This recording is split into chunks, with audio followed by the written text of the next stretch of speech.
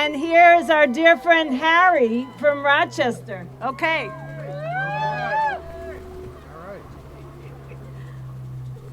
Thank you all for coming.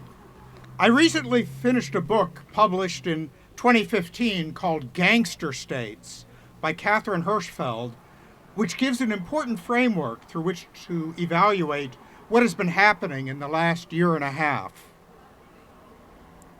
She says that defines racketeering or organized crime as using violence to enforce a monopoly on selected economic activities within a territory.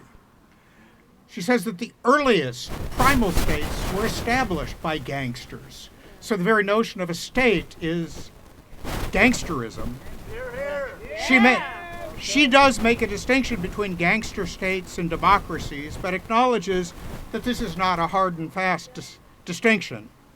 Even in democratic states, racketeering emerges when government regulation of markets is dismantled under the ideology that unfettered free markets produce the best societies.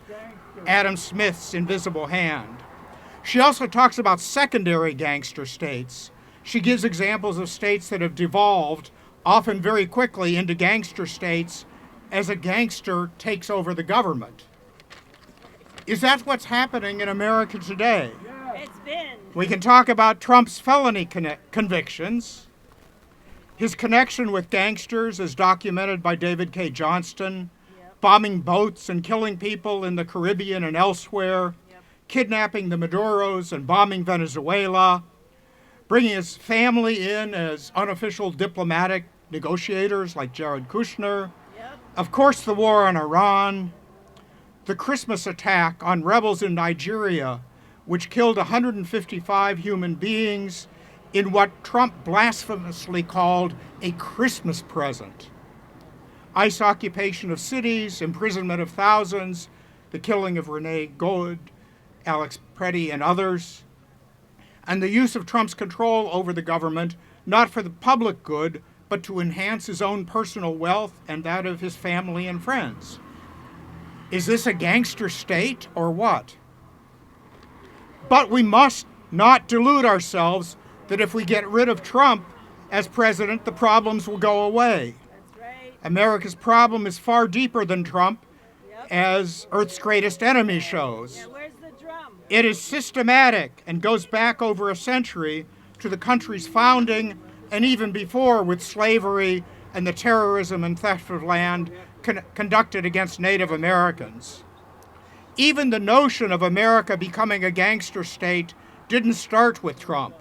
A century ago, General Smedley Butler led U.S. troops in invasions of several Latin American countries. In 1933, he stated, "I was a racketeer, a gangster for capitalism." He began his 1935 booklet, War is a Racket, by saying, "War is a racket. It always has been.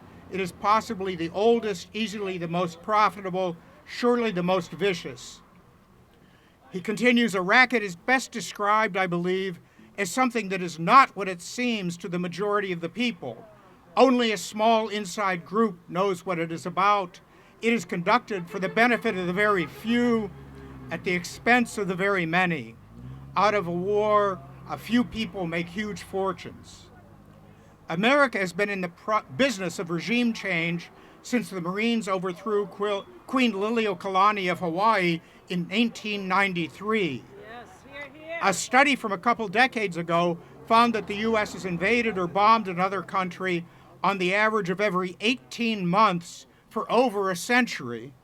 If you add in the drone strikes of the last decade and a half, plus the more conventional invasions, we have surely cut down that length of time between U.S. attacks on other countries. As we listen to Pete Hegseth and Donald Trump blaspheme and pray for victory, let us remember the recent words of Pope Leo. "This is our God, Jesus, King of Peace, who rejects war, whom no one can use to justify war. He does not listen to the prayers of those who wage war, but rejects them, saying, 'Even though you make many prayers, I will not listen. Your hands are full of blood.'"